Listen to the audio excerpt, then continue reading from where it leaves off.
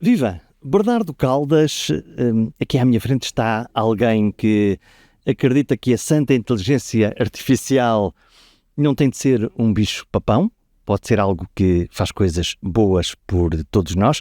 Lidera as equipas de dados e de inteligência artificial numa das maiores fintech europeias e criaste um projeto que se chama Data Science for Good, Data Science, inteligência artificial, dados para o melhor de todos nós. Se a inteligência artificial te conhecesse tão bem como o teu melhor amigo, isto seria uma coisa fascinante ou uma coisa assustadora? Começamos logo com perguntas fáceis, não é? Eu acho que potencialmente assustador, porque para a inteligência artificial me conhecer tão bem como o meu melhor amigo significava também que tinha acesso a uma quantidade de informação sobre mim que eu não sei se quero que alguém tenha acesso para além dos meus grandes amigos. E por isso, desviamos logo um bocadinho para a conversa da nossa pegada digital, para a nossa presença online, para aquilo que é conhecido. Por isso, eu não sou fã de um futuro em que a inteligência artificial me conheça tão bem como os meus melhores amigos. Não? E, portanto, convém que a gente tenha a inteligência artificial lá no seu canto para aquilo que ela serve. Para quem ainda não sabe, e eu acredito que muita gente não sabe, o que é a inteligência artificial, por palavras simples, como é que nós explicamos isto a alguém que agora acabou de ligar este podcast e diz assim, inteligência artificial, de que é que eles estão a falar? É uma pergunta ótima porque eu me pergunto a mesma coisa a mim próprio. Eu acho que a grande dificuldade deste tema é que nós inventámos este nome inteligência artificial que nunca foi bem definido e, portanto, andamos todos aqui a dar opiniões e a fazer comentários sem perceber muito bem. Se eu tivesse de tentar ainda assim definir de alguma forma, a inteligência artificial opõe-se àquilo que chamamos a programação mais tradicional. Quando inventámos os computadores e os primeiros programas de computador, não havia inteligência nenhuma. O computador fazia exatamente aquilo que nós mandávamos fazer e, portanto, descrevíamos passo a passo, como uma receita de um bolo, como é que um determinado problema se resolve. Se acontecer isto, logo aquilo. Exatamente. If then. Ainda me lembro dessa... If then, if else, exatamente. É exatamente isso. Isso é um programa normal de computador e assim vivemos durante décadas. O grande problema é que há uma grande percentagem das tarefas que nós gostávamos que um computador pudesse fazer que não é fácil inventar um if-then, uma lista, um algoritmo que os consiga resolver. Tarefas como? Qualquer coisa tão simples como, se eu quiser fazer tradução. Tradução parece um problema simples. Eu devia ter um dicionário que tem palavra a palavra e eu tenho a palavra na língua portuguesa, a palavra na língua inglesa e substituo. E qualquer pessoa que já tenha tentado fazer isto percebe que isto dá uma desgraça de tradução. É literal e, portanto, não interpreta sequer o sentido da linguagem e da palavra. Exatamente, e nem que vamos sem ir sequer à semântica mais profunda, a simples substituição de palavra a palavra não vai sequer ser gramaticalmente válida na outra língua, provavelmente.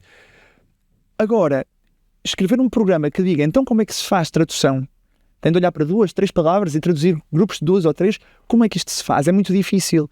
E a grande dificuldade é que nós próprios não sabemos como é que fazemos tradução. Nós adoramos dizer, eu tenho 4 filhos, adoro dizer quando eles estão a falar comigo, então os mais velhos quando estão a estudar, que enquanto eles não conseguirem explicar como é que fazem determinada tarefa, não a percebem mesmo. Por isso, saber explicar é sinal de compreensão, mas esperando que eles não me ouçam, isso não é bem verdade. Porque há muitas coisas que nós fazemos que não fazemos ideia como é que as fazemos. Traduzir é uma, cantar é outra. Portanto, nós somos mesmo inteligentes. Eu não ia tão longe. Começando por mim próprio, não me arrogo de dizer que sou muito inteligente, mas brincando. Efetivamente, há muitas coisas que nós fazemos e que fazemos sem conseguir explicar. Isso é uma dificuldade para computadores a ajudarem-nos em determinadas tarefas. E por isso aparece uma área da computação que se dedica a conseguir resolver problemas sem que ninguém lhe diga como é que se faz, mas apenas a partir de exemplos. Ou seja, se eu não sei traduzir, mas consigo mostrar vários exemplos de textos traduzidos... No fundo olha máquina, isto era aquilo que a gente gostava que tu conseguisses fazer. Isso, aqui está aquilo que eu estou a olhar, aqui está o resultado que eu gostava de obter e fazendo isto vezes suficientes, a máquina da altura, eu vou usar a expressão aprende, intencionalmente, aprende a resolver aquela tarefa. Então, mas isso é uma intuição, uma aprendizagem ou uma cópia descarada daquilo que nós estamos a fazer? Porque tu, por um lado, estás a mostrar uns exemplos, eu acho que faz todo sentido, se a máquina aprender o padrão de como é que nós fazemos aquilo. Por outro lado, o que me parece é que as inteligências artificiais da vida, se calhar um preconceito meu, ou os Googles desta vida nos motores de busca, na realidade o que eles fazem muito bem é corta e cola. Eles são muito bons a fazer isto. Onde é que está aqui essa fronteira? É que é outra pergunta boa. O corta e cola não é tão binário como parece.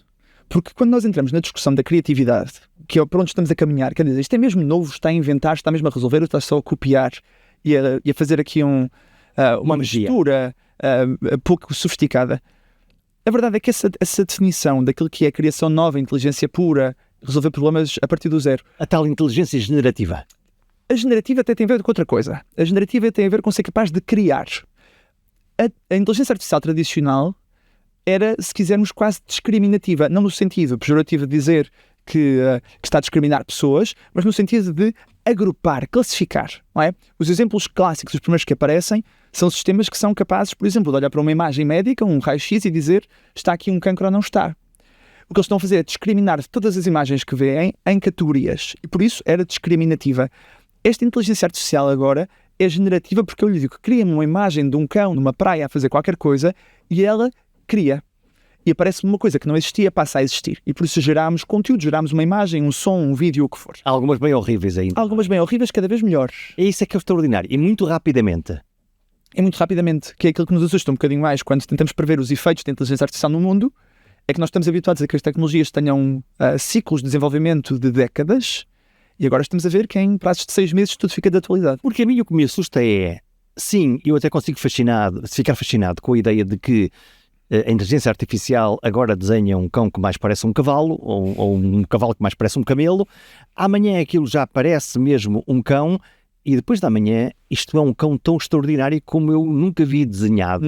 E eu fico a pensar assim, mas espera lá, mas se isto consegue fazer isto, que é muito simples, o que é que conseguirá fazer na minha vida nas próximas semanas ou meses se a aceleração for imparável e rápida como parece ser? E é curioso porque a imagem é uma das áreas em que ainda estamos mais longe. Porque a imagem e depois associado o vídeo. Porque é difícil de fazer? É difícil encontrar padrões? Porque há mais variedade. Aquilo por onde começámos foi por texto. Os primeiros modelos de inteligência artificial generativa, os tais que falávamos, o que faziam era criar texto muito credível. E por isso texto que parecia escrito por pessoas. Credível não quer dizer verdadeiro, não quer dizer verificável, quer dizer credível. Certo. E é muito intencional a escolha da palavra.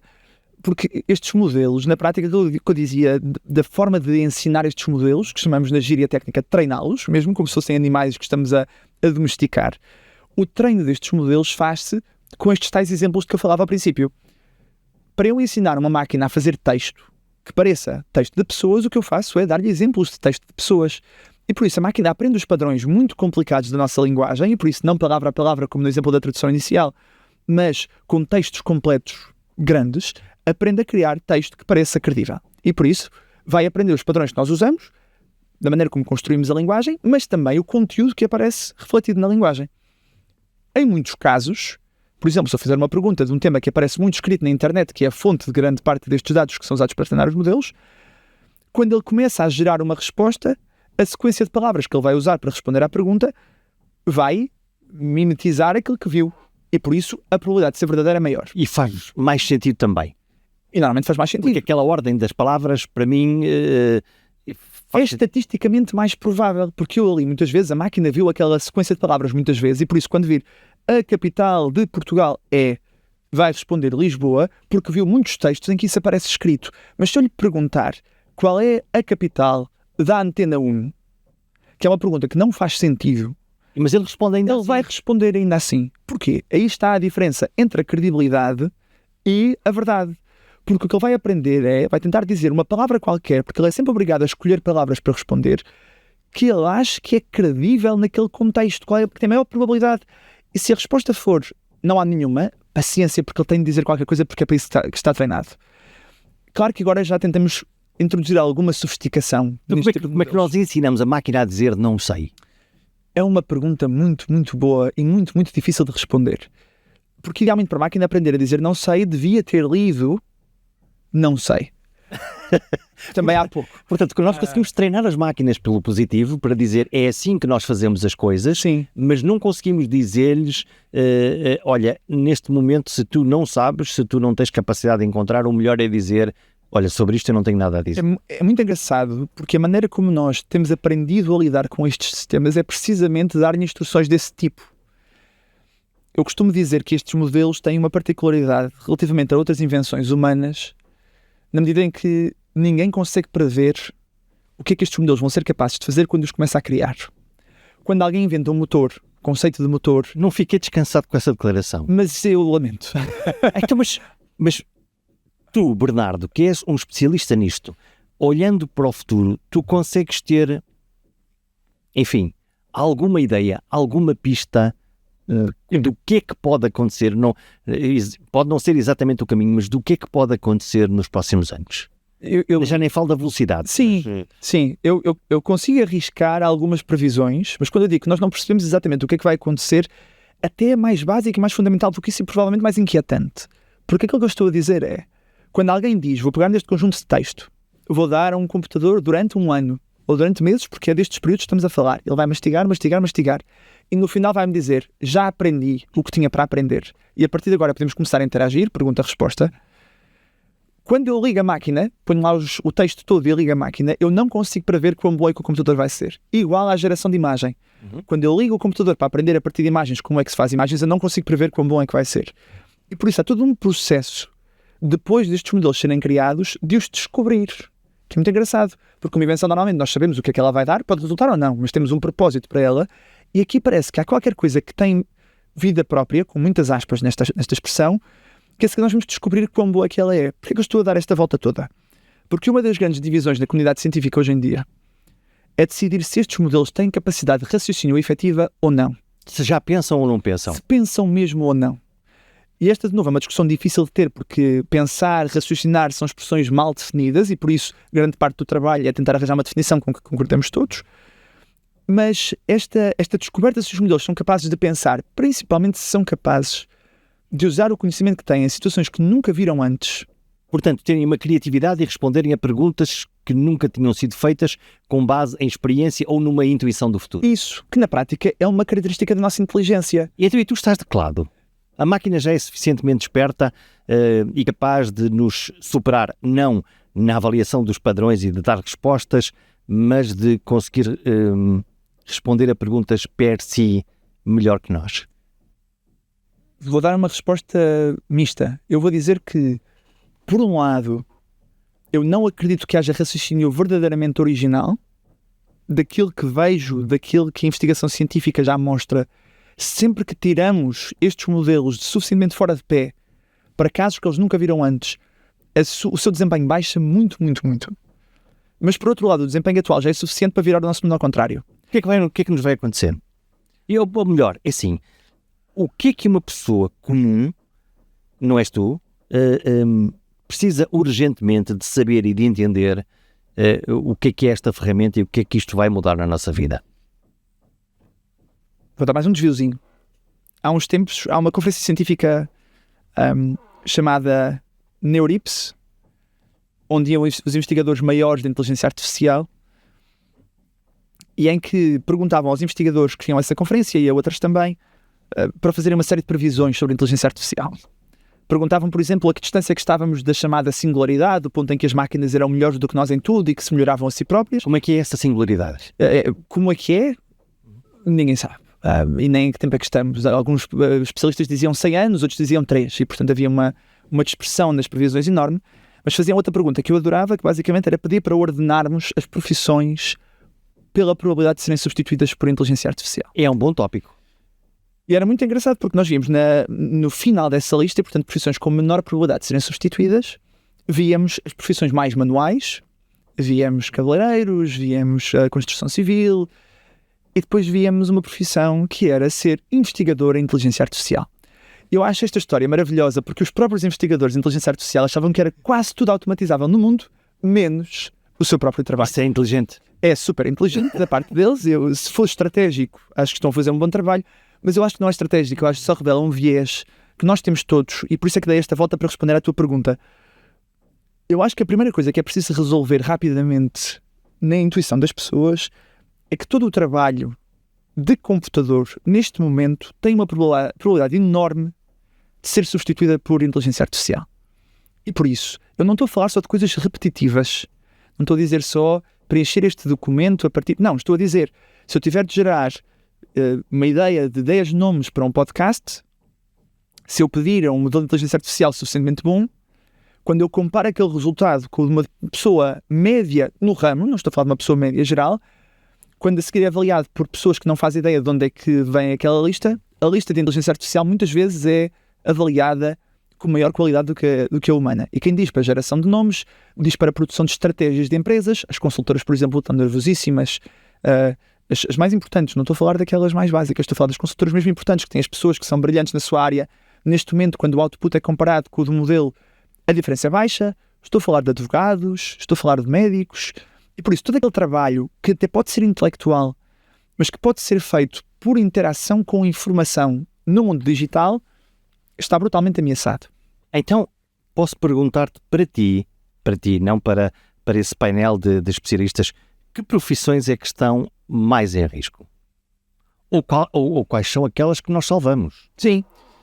São duas perguntas muito diferentes. Queres separá-las? Quero, porque... Então vamos começar. Quem é que matamos? Explico porque é que quero separá-las, porque eu acho que há um tema técnico, há um tema de sociedade, de decisão em que mundo é que queremos viver. Nós podemos dizer que algumas tarefas, em teoria, até podiam ser melhor realizadas por inteligência artificial, mas bem realizadas por inteligência artificial, e nós escolhermos não o fazer. Até porque não me descansa quando eu estou a pensar num médico só com inteligência artificial, não sei se fico muito descansado. Mas porquê já agora? Bom, quer dizer, primeiro, acho que fundamentalmente porque depois não tenho a quem pedir contas. Certo, mas isso é um tema muito interessante. Porque o tema eu queria muito evitar usar expressões inglesas, mas não consigo evitar. Há o tema da accountability, que é a responsabilidade de alguma forma, e o tema de garantir que o médico está suficientemente investido na recomendação que está a dar, porque sente o potencial dano do seu erro. Portanto, há uma ética além de um algoritmo de pensamento. Mas eu nem ia tanto pela ética, que também é um problema, mas até dizia que o tema de pedir contas, que nós temos todos e que eu acho que é o motivo certo para não gostar muito da inteligência artificial a automatizar certas decisões. Pelo menos as mais sérias, não é? Pelo menos as mais sérias. Então este robô vai sozinho cortar-me aqui um pedaço da minha perna? Não, claro que... Sei lá eu que se ele tem vontade de cortar só aquele pedacinho que era importante, melhor do que qualquer outro, ou subitamente dizer este ficava melhor era sem os dois pés. Mas é engraçado essa pergunta, porque se eu fizer a pergunta de outra forma, que é, se eu mostrar um sistema de cirurgia robótica que acerta em 99,99% dos casos. Está comprado. E se eu comparar isso com um cirurgião que é excelente no que faz, mas que tem 97? Em princípio, nós poderíamos escolher a máquina. Então, eu posso pôr aqui a minha pergunta subversiva do dia.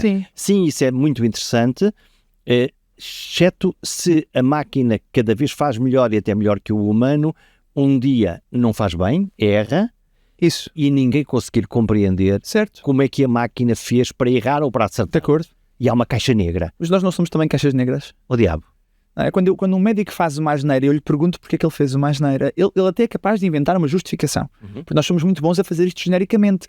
Nós, enquanto humanos, também somos máquinas de produção de texto credível muito competentes, mas nem sempre verdadeiras também. Este processo de autoanálise e de introspeção, de nós conseguirmos explicar a alguém porque é que tomamos uma decisão, é um exemplo ótimo, porque a maior parte das vezes o nosso processo de decisão é muito influenciado por intuição.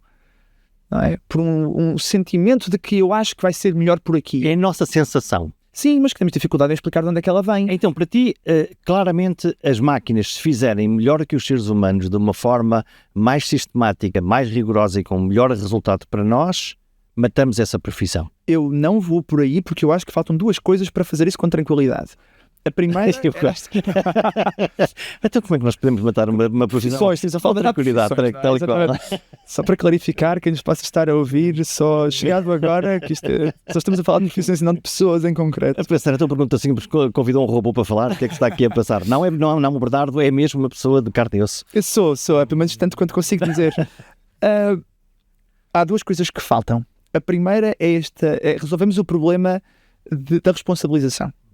O segundo problema é o problema da transparência do processo. Mesmo que os humanos não tenham, os humanos são diversos. E o que é que isso garante? Garante que pelo menos o erro nunca é universal. Ou seja, um cirurgião que faça um erro não fará o erro no mundo inteiro. E é muito mau um cirurgião fazer um erro, mas o erro está limitado. Um dano mais limitado. Isso. O âmbito do seu erro está limitado. Um dos grandes problemas da inteligência artificial é que amplifica e generaliza coisas boas, mas erros também. Exemplo, um robô que aprenda, um sistema de IA que aprenda a fazer detecção de cancro a partir de raio-x, é muito bom que seja generalizado. Porque um médico na sua vida vê o quê? 1000, 2000, 10.000, não faço ideia qual é que é a ordem dessa. E o computador tem milhões. sem limite potencialmente. E, portanto, pode ver todos os do mundo e dizer há uma pessoa no Burkina Faso que tem o mesmo que uma pessoa em Portugal, e por isso eu aprendi com aquele exemplo. Mas esta mesma capacidade de universalizar o conhecimento também se traduz numa universalização do erro. E por isso, até certo ponto, a minha exigência relativamente ao processo pelo qual a inteligência artificial chega a uma determinada conclusão é mais exigente do que o do humano. Este é o ponto número 1. O ponto número 2 da responsabilização tem precisamente a ver com o alinhamento de incentivos. Nós estamos relativamente confortáveis com não saber exatamente como é que o médico estudou, aprendeu, porque sabemos que se ele fizer a asneira, a carreira dele acaba. E por isso o incentivo do médico e o meu estão alinhados.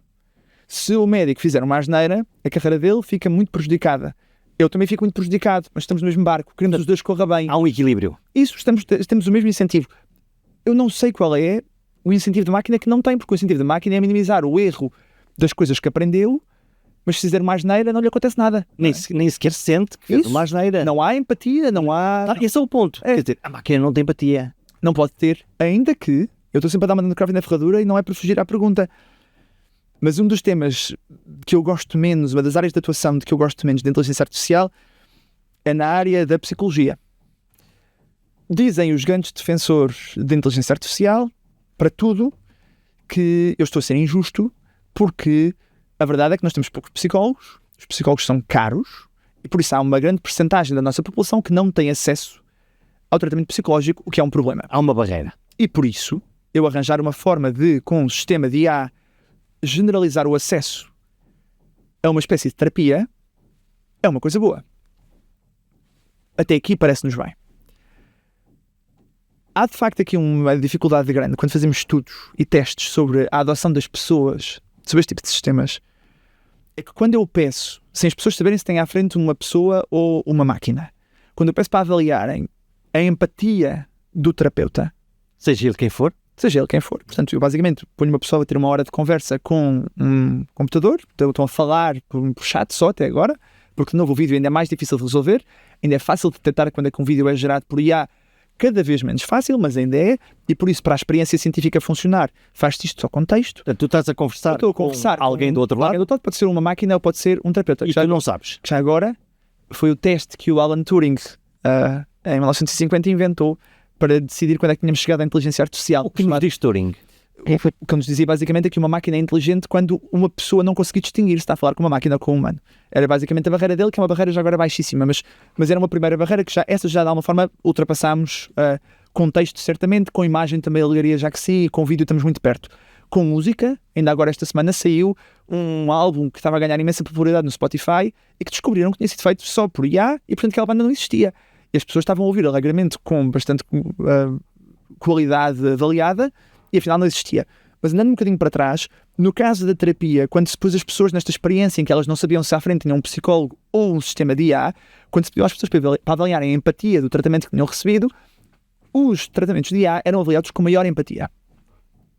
E por isso, mesmo a minha resposta, eu concordo que a empatia não existe, mas é uma crença muito mais do que uma observação científica, porque na minha definição de empatia não cabe uma empatia aparente, ou seja, a empatia não está nos olhos de quem a vê, na minha opinião. Mas quando se avalia a empatia pelos olhos de quem a vê, portanto, pelo consumidor final, o consumidor final prefere a inteligência artificial. E isso é muito interessante. Então, agora que nós já matamos os médicos e os psicólogos, o que é que fazemos sobreviver aqui? Já agora, só para não parecer que eu estou a matar-se as outras profissões e não incorrer no mesmo erro que os especialistas, uma das profissões mais ameaçadas é precisamente o desenvolvimento de código, de programação, de engenharia de software. Portanto, a criação vai matar o criador? Sim, claramente, é muito interessante. Oh, diabo. E virou-se, claramente, eu acho que é uma prova de que nós dominamos pouco a inteligência artificial e que se a dominássemos muito bem não nos estávamos a matar a nós próprios. Deixa-me descansar. Nós, pelo menos, aquela máquina tem ainda uma ficha elétrica com um botão que nos permite desligar aquilo e não deixar que a máquina per si ganhe pernas e vá por aí fora. Ainda conseguimos desligar o nosso próprio computador, não conseguimos desligar os computadores dos outros e as clouds e etc. Sim. Portanto, podemos estar no limiar do não controlo do sistema dele começar, no fundo, a pensar por ele próprio em circuito fechado? E de nós não compreendermos o que é, no fundo, o que é que as máquinas... Portanto, o que tu me estás a dizer há bocadinho era que nós podíamos treinar as máquinas trazendo texto, trazendo linguagem, dizendo até como é que funciona um psicólogo, um médico, por aí fora. Ótimo, e a máquina está a fazer isto. Mas que a máquina está a ter uma capacidade de desenvolver padrões muito rapidamente, até acima daquilo que nós, lá está, os comuns mortais podiam pensar. Pode dar-se o caso de subitamente as máquinas inventarem lá um chinês delas próprias e elas rapidamente, numa linguagem só delas, das máquinas, conseguirem falar tão rapidamente e reinventar uma nova linguagem, um novo universo, e na ficção dizer, estes humanos claramente são muito antiquados, o melhor é nós continuarmos o nosso caminho e inventarmos aqui outras possibilidades. Para não assustar demasiado, a minha resposta vai ser não. Eu não acredito nesse cenário. Mas não é pela incapacidade das máquinas falarem numa linguagem que nós não percebemos, porque isso já acontece. Elas já falam numa linguagem que a gente não percebe? Os computadores normais comunicam os componentes entre si numa linguagem própria.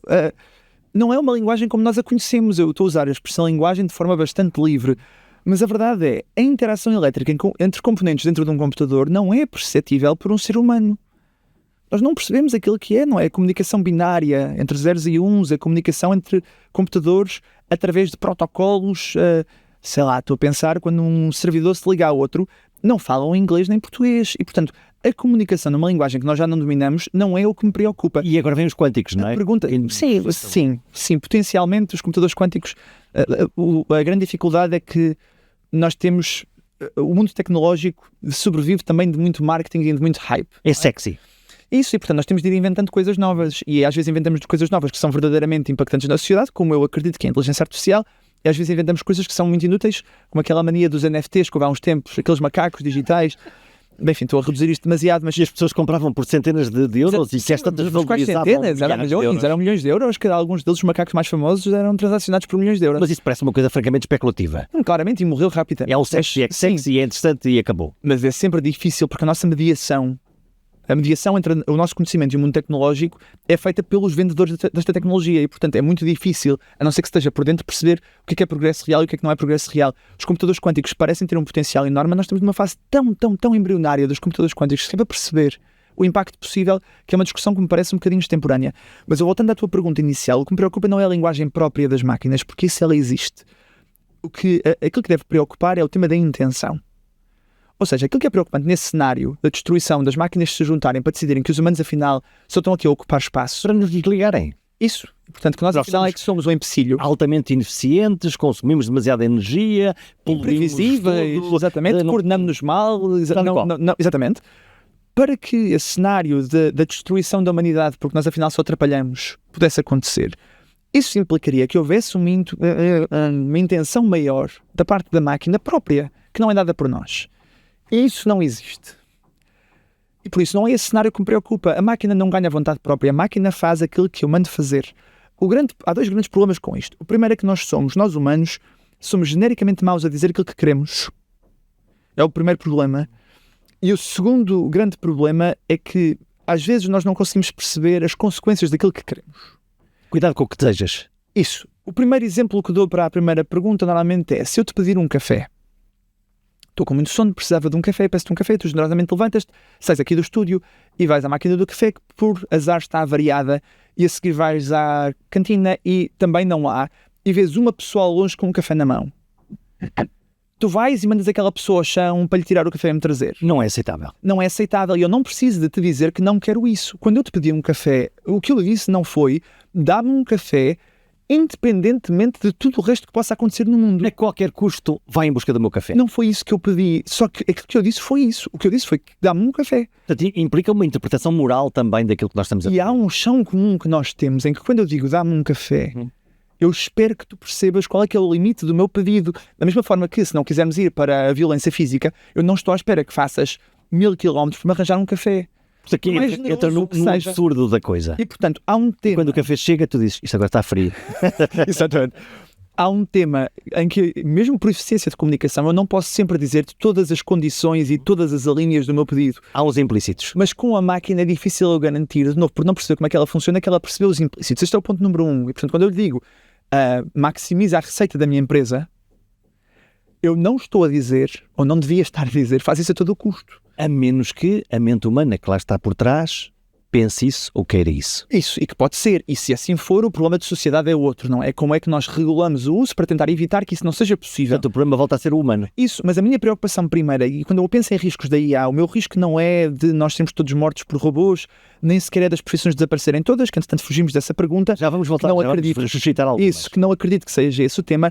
O risco que eu prevejo é de consequências não intencionais de otimizações excessivas de determinados pontos. Por exemplo, este exemplo que dava, que é, eu dou autonomia a um computador para maximizar a receita de uma determinada empresa e ele põe-se a fazer uma série de ações, por exemplo, inventar notícias falsas sobre a concorrência para maximizar a sua cotação bolsista. E reparem que isto não é assim tão absurdo, porque já é muito possível com as ferramentas de hoje em dia isto fazer. E eu diria que nós neste momento já estamos mergulhados num ambiente muito tóxico, com muitas fake news que estão deliberadamente criadas, até que se calhar com a ajuda dessas ferramentas, Sim. para conseguir que as pessoas vão lá clicar e garantir a nossa atenção. Não, claramente, isso certamente é um modelo de negócio, mas nós podemos expandir isso até onde quisermos e cada vez que a inteligência artificial ficar melhor, mais barato e mais eficaz será a fazer isto. Eu acho estes riscos muito mais reais, o risco da captura da atenção através da destruição da verdade, para mim é um risco muito mais real do que o risco das máquinas tomarem conta do mundo. Então, já estás a falar da economia da atenção. E estes algoritmos que hoje estão a mandar-nos no nosso feed, no nosso Sim. Instagram, no Sim. nosso TikTok, no que for, como é que funcionam estes algoritmos? Porque para mim é fascinante eu estar a ver um Instagram ou um TikTok que é especialmente interessante e viciante, que é aquilo vai-me sugerindo coisas, 2 em 3 aquilo vai acertando e subitamente eu já estou a ver coisas que me estão mesmo a interessar. Mas isso é precisamente um exemplo do tipo de aprendizagem de que falávamos ao princípio, porque se alguém se sentasse em Silicon Valley a desenhar como é que eu capturo a atenção do Jorge, não saberia dizer. E portanto não o faria. Então faz Mas como? consegue dizer dizendo à máquina, experimenta coisas e vê o resultado. E por isso, ele experimenta um TikTok, experimenta um primeiro conteúdo e se resultar, no sentido em que paraste e olhaste, em princípio ele gosta disto. Em princípio gostou. Se fizeste scroll e continuaste, não gostaste, e recolhendo suficientes exemplos destes, a máquina de novo aprende o padrão, aprende a distinguir aquilo que é conteúdo de que gostas daquilo que é conteúdo de que não gostas. E por isso a seguir, como o seu objetivo, de novo, definido pelo humano, como o objetivo é maximizar o tempo que lá estás, porque quanto mais tempo lá estiver, mais anúncios vais ver, mais dinheiro, mais receita a empresa terá, então ela vai aprender muito bem e vai-te dar conteúdo que gostas para lá ficares. E é possível escapar a esta bolha de filtros? O que é que eu quero dizer com isto? Que é, às tantas que nós estamos só a ver aquilo que nós gostamos ou que gostamos uma ou duas vezes, o risco de que deixemos de ver diversidade, Sim. outra coisa que possamos gostar, é possível escapar a esta bolha? Bem, eu acho que enquanto consumidores nós continuamos a ter muita agência, não é? E portanto continua a estar no nosso espaço de ação nós dizermos eu não vou deixar que o TikTok seja a minha única fonte de informação acerca do mundo. E por isso esse é um lado da ação individual. Diversificar. Tem de haver uma decisão consciente, e a palavra consciente aqui é importante porque, de novo, se estes algoritmos estão feitos para maximizar a minha atenção, eles vão jogar com as minhas fragilidades psicológicas, sem ser intencionalmente, mas vão perceber as coisas que me viciam mais e usá-las. E já agora, que nem sempre é coisas que nós gostamos. Porque quando nós falamos do tema da polarização online, é que muitas vezes aquilo que nos faz ficar mais tempo num Twitter, no X, É o que nos irrita. é o que nos irrita. E por isso o conteúdo moderado é o pior de todos, porque um take normal, comum, Desinteressa-nos. é logo. desinteressante. Uma posição extremada com que eu concordo inflama. Uma posição de que eu discordo violentamente faz-me perder tempo a escrever uma resposta e insultar a pessoa que lá está. E por isso a máquina aprende que a moderação é aborrecida. E por isso que a moderação deve ser enterrada no feed e que eu devo trazer à superfície o conteúdo extremado. Repara, não é com má intenção, não há uma pessoa maléfica a massajar ou afagar o seu gato enquanto pensa como é que eu vou destruir a sociedade. É este tipo de raciocínio que eu gostava de trazer. Não há ninguém intencionalmente a dizer eu quero destruir o mundo, alguém a dizer eu quero ganhar mais dinheiro, o que não tem nenhum problema, e por isso quero mostrar mais anúncios, e por isso quero ter as pessoas mais presas mais tempo, e por isso quero descobrir o que é que elas gostam, e por isso vou mostrar o que elas gostam e que não gostam, mesmo que não seja verdade. Mas não é perigoso dar à tecnologia... Sim, é a resposta. Dar à tecnologia esse livre-arbítrio, quer dizer, no fundo é assim, a inteligência artificial tem, e os algoritmos, têm uma intenção ou são apenas executores? Para mim é claro que são executores, não há intenção, não é? A intenção de novo é aquela que lhes é dada. Mas voltamos ao tema de que é difícil que a intenção, ou que alguém que define a intenção tenha noção das consequências da sua intenção. Porque o objetivo verdadeiro é que nós fiquemos naquela rede, se for preciso, até daqui a 3 meses. Sim, só que quando alguém está a pensar, ninguém está a pensar nesse ponto extremado. Voltamos ao exemplo mais simples. Vamos ao motor de busca que usaste ainda há bocadinho como exemplo. Um motor de busca que consegue prever o conteúdo que me interessa é extremamente útil. Sim, dá-me jeito, A claro. dificuldade inicial da internet era a contrária, era que o conteúdo era todo igual. Uhum. E que, portanto, como havia muito conteúdo disponível, não havia forma das pessoas encontrarem aquilo que procuravam. Em princípio, se eu quiser um restaurante para comer carne de canguru, se for o caso disso, ou comer só alfaces, Certo. em princípio, o santo Google vai-nos dar aqui umas hipóteses. Claro que sim, e é bom que ele descubra e que consiga ajudar até a distinguir aquilo que são sites de boa e má qualidade e aqueles que não são feitos para me enganar daqueles que são... Vai ordenando. Vai ordenando e, portanto, esta intuição inicial é boa, não há nenhum problema. E já agora, para não ser só catastrofista e para não ser só negativo relativamente à indústria da publicidade, é melhor que o anúncio que eu vejo seja de uma coisa que é relevante do que não ter nada a ver. E por isso, se mostrarem anúncios de produtos que me interessam, isto é melhor. Se eu tenho mesmo de levar com anúncios, é melhor que eles sejam Que faz sentido para ti. do que me estarem a mostrar vestidos cor-de-rosa, que me interessam menos. E por isso, a personalização dos anúncios não é má só por si, não é má intrinsecamente. E por isso, alguém que diga, vou fazer um algoritmo que descobre que anúncios é que são relevantes para determinada pessoa, não está errado por si só. Mas de facto, quando alguém diz a métrica que eu quero otimizar é a receita que eu consigo extrair desta pessoa e a consequência disso, explícita ou implícita, é eu quero mantê-la aqui presa o máximo de tempo possível, então aqui temos um problema. Só que descobrir isto, de novo, enquanto consumidores estamos a ser manipulados sem intenção muitas vezes, mas que estamos a ser, de alguma forma, aliciados com conteúdo que nos interessa para lá ficarmos mais tempo. É difícil descobrir que eu estou a ser exposto a isto. E é ainda mais difícil a um regulador potencial, que normalmente a nossa solução é dizer vamos regular. Um regulador potencial descobrir onde é que isto está a acontecer, como é que está a acontecer, como é que a máquina funciona, não há grande solução real. Então, se tu... É curioso porque se o conteúdo mais polarizado, portanto, em princípio mais polémico, Certo. provoca mais reação... Mesmo que mentira. Mesmo que mentira. Não há aqui nenhum filtro, nenhuma curadoria sequer do que é que está a acontecer. Como é que se protege a democracia destes algoritmos que estão a produzir coisas com o objetivo de criar atenção e reação, e nós temos essa frágil coisa que é a democracia, onde provavelmente o caminho é para conseguirmos consenso do que é fundamental na nossa vida e não discussões parvas sobre coisas que têm muito pouco interesse. Eu até acho que há riscos grandes para a democracia com o aparecimento da inteligência artificial, mas até acho que o risco maior é de facto aquele de que falávamos, que é o risco da desconfiança. O grande problema é que a democracia assenta numa confiança partilhada nas instituições, que não são só as instituições de decisão, são também as instituições de comunicação. Como até há umas décadas atrás, não muitas, até há uma década atrás, o acesso à informação era mediado pelos órgãos de comunicação social. E, de novo, havia muitas pessoas envolvidas no processo de determinar o que era mais verdade ou menos verdade, tentando não binarizar a verdade, porque nem toda a verdade é óbvia. A agenda editorial estava distribuída por vários órgãos e por várias autonomias diferentes. Isso, e portanto, ainda assim, a maioria aproximava-se bastante da factualidade. Quando nós delegamos nas redes sociais o acesso à informação, nós perdemos isso. Agora, as pessoas não são estúpidas, genericamente, e portanto as pessoas, a partir da primeira, segunda, terceira vez em que acreditam numa coisa que depois afinal não era verdade, o que acontece não é que elas passem a acreditar em tudo, é o contrário, é que deixem de acreditar Em nada. e portanto passam a achar que é tudo falso e que não há maneira de chegar à verdade e por isso é tudo irrelevante. E isso é péssimo. E isto é que é o risco verdadeiro para mim da democracia, é que nós não temos solução técnica boa para a detecção da verdade, ou seja, não é só por maldade que as redes sociais não têm filtros de verdade. E não é só por uma maximização de receita.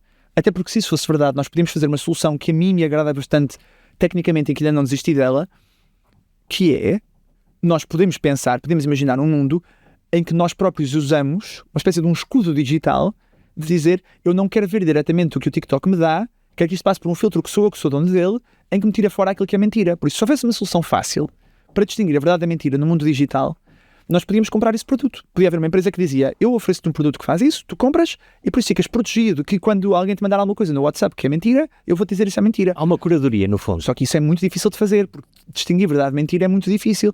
E mesmo na comunicação social, no jornalismo, fazer isso implica muito trabalho, implica validação de uma série de fontes. E as pessoas fascinam-se por uma boa história, independentemente dela ser verdadeira. Claro, todos.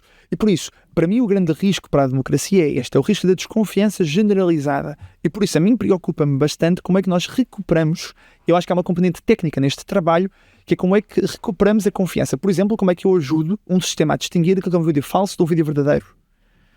E nós temos algumas formas técnicas de fazer isto, que já agora não é só com detecção, porque como estes sistemas estão treinados para produzirem conteúdo igual àquilo que viram, por natureza vão cada vez fazer conteúdo mais parecido com aquilo que é real e, portanto, só olhando para o conteúdo não é possível. Então não podemos usar o pelo do cão para tratar a própria doença do cão, isto é, o pôr a inteligência artificial, ela própria, a caçar esses... Como dizia, é gato e rato e não funciona muito bem na prática. Por exemplo, no ensino isto fala-se muito. Porquê? Porque os alunos normalmente são muito rápidos a descobrirem maneiras de trabalharem menos. Como todos os humanos, somos todos preguiçosos por natureza, só que os alunos têm essa capacidade especialmente afinada e, portanto, quando aparece uma coisa como um ChatGPT, isto é ideal para fazer qualquer trabalho. Um professor de filosofia que me diga, faz-me um ensaio sobre a alegoria da caverna, Tu vais lá. quer dizer, eu em vez de estar a ler a alegoria da caverna, estar a perceber o que é que o Platão queria dizer com aquilo, eu chego ao ChatGPT e diz, faz-me isto. E, portanto, no cenário há 2 anos atrás ainda tinha de corrigir de português do Brasil para português de Portugal, hoje em dia nem isso. E por isso, o que é que... E o resultado normalmente é bom, quer dizer, é certamente melhor do que a média de um aluno. Não é? Porque, de facto, nós podemos dizer que se calhar, voltando à conversa das profissões, para o genial, para aquele 1 em 8 milhões ou 8 bilhões, não é melhor a inteligência artificial. Mas para a média, é excelente. Certamente. E, portanto, os alunos imediatamente adotaram. O que é que os professores fizeram? Dizer, vou arranjar software, como havia aquele software de detecção de plágio, Para vos apanhar. para vos apanhar. Todos os estudos que existem mostram que isto é uma desgraça, que não são apanhados, que é muito fácil de lhes dar a volta, é chegar lá e mudar 4 palavras. Os alunos também aprendem e começam a introduzir 5 erros ortográficos de propósito, só para garantir que a máquina não os apanha. E, portanto, essa é uma guerra mais ou menos perdida. Eu estou muito convencido que nós vamos ter de voltar a escolher em quem é que delegamos a confiança. E com isto quero dizer, se eu arranjar uma maneira técnica, e existem, por exemplo, de fazer certificação de conteúdo, dizer, este vídeo foi filmado por esta máquina de filmar, que pertence à RTP e que estava nestas coordenadas, neste dia, a esta hora, e se eu arranjar maneira de gravar esta informação, por não sei quem. e se eu arranjar maneira de gravar esta informação de forma que eu garanta que não é manipulável, e isto é um problema que tecnicamente é possível de resolver, É uma impressão digital? uma impressão digital Uma marca de conteúdo. Sim, o problema é que é, da verdade, aquela que é capturável por imagem, e portanto aquela que é objetiva, factual, pura, mas essa não é toda a verdade. Nem toda a verdade nós conseguimos reduzir-la a isso. Mas conseguimos cruzar essa Mas podemos, de alguma informação. forma, pelo menos começar a retirar aquilo que é aquela manipulação óbvia e dizer, esta pessoa teve neste dia, aquela hora, ou sei lá, o nosso Primeiro-Ministro disse isto no Parlamento, e que é muito fácil de tirar um vídeo do nosso Primeiro-Ministro a cantar o hino do Sporting. Isso hoje é muito fácil de fazer. Que não existe. O hino do Sporting que não existe? Não, o hino sim, não, mas conseguir colocar uma pessoa a fazer e dizer uma coisa que ela nunca fez ou nunca disse. Isso é trivial. Isso é absolutamente trivial. Trivial. Sim. Principalmente se o... Temos um problema. Não, claro que temos, então. Mas o problema já é de hoje. Relembrar aquele caso de um deputado de um partido político que foi apanhado com umas malinhas no seu gabinete no Parlamento e foi apanhado a seguir por câmaras de segurança no aeroporto a retirar essas malas, tudo alegadamente, evidentemente, mas quando foi confrontado, a primeira defesa dele foi isto foi gerado por inteligência artificial. E, portanto, isto mesmo para a justiça é um problema. Sim. Porque o nosso meio de obtenção de prova, neste momento, depende de acreditarmos em algumas coisas. E repara que a imagem já era frágil. Já dizíamos, isto é Photoshop. Já tínhamos isto, já era um termo frequente. Esta imagem não é real, é Photoshop. E agora é verdade também para vídeo, é verdade para som e para voz. E por isso, é mais ou menos trivial fazer um vídeo de uma pessoa a fazer ou a dizer uma coisa que nunca fez ou disse. O que nós precisamos, na minha opinião, é de arranjar a maneira de distinguir esse conteúdo daquele conteúdo que foi captado por instituições em quem confiamos. E por isso a RTP me disser, não, isto foi a minha câmara, eu, enquanto cidadão, posso atribuir maior veracidade a isso do que se for um vídeo que me aparece no Twitter que vem de um telefone. E vir de um telefone já me parece mais fácil de manipular.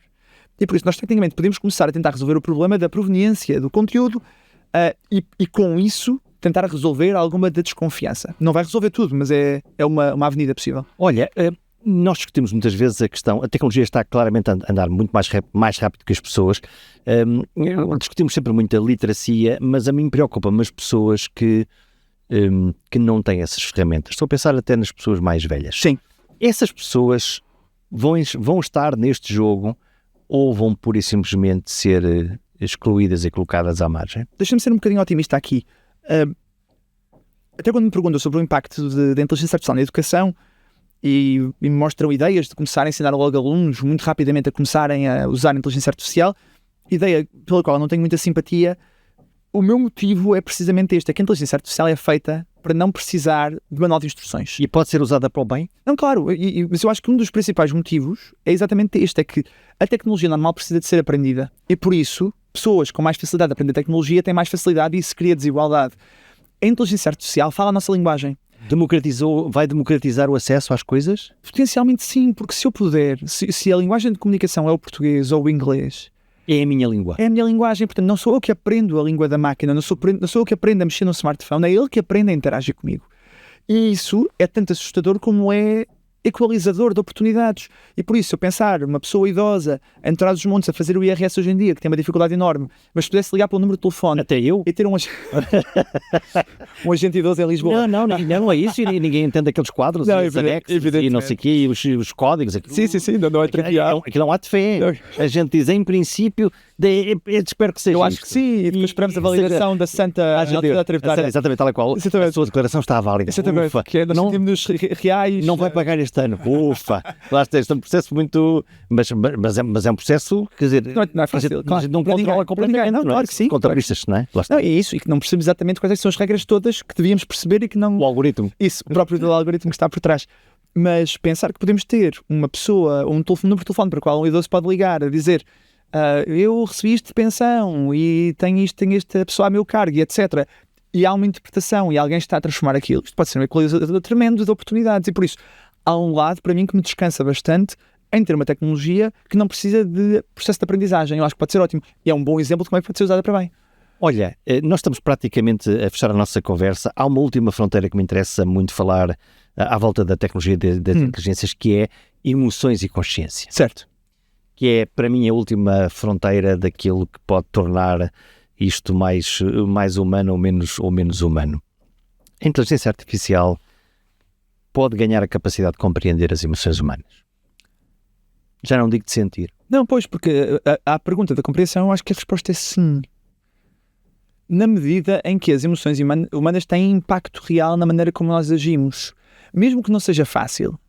De novo, também não é fácil para nós, às vezes, quando olhamos para aquelas categorias de emoções, dizermos exatamente qual é aquela que estamos a sentir. Isto é frustração. Deixamos para os psicólogos.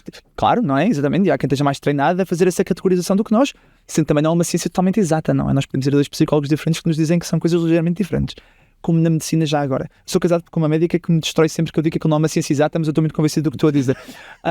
Mas voltando à pergunta, eu acho que pelo menos a detecção da emoção não tem muita dificuldade técnica. E por isso eu perceber que esta pessoa ficou triste, é possível. Já agora o Facebook fez uma experiência há 8 anos, à volta disto, muito interessante sobre isto, em que mostrou que quando mostrava o conteúdo mais triste às pessoas, as publicações seguintes que elas faziam eram mais tristes. E por isso já não é um tema só de compreensão de emoção, já é um tema de manipulação de emoção também, que é muito interessante. Mas isto para dizer, eu acho que é muito simples, de alguma forma, ter uma máquina que detecta uma emoção humana quando ela está ligada a uma ação, a uma comunicação dessa pessoa.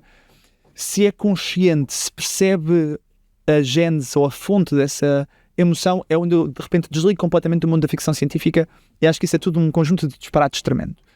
Acho que não há nenhum mundo próximo e mesmo conceptual em que possamos ter uma máquina a ganhar consciência, vontade própria, intenção própria. Nós não fazemos ideia de como é que somos. Pode acontecer por acaso, mas nós não fazemos ideia de como é que isso acontece connosco, de onde é que vêm as nossas vontades, de quanto isto é quimicamente definido, quanto isto é que é impacto nosso, e em termos da discussão do livre-arbítrio, nós sabemos tão pouco para vir com esta ideia de que agora de repente inventámos aqui por pôr um computador a ler muito texto que de repente ficou consciente. De novo há esta chamada, não é, Occam's Razor, não é, navalha de Occam, que a explicação mais simples normalmente é a mais verdadeira.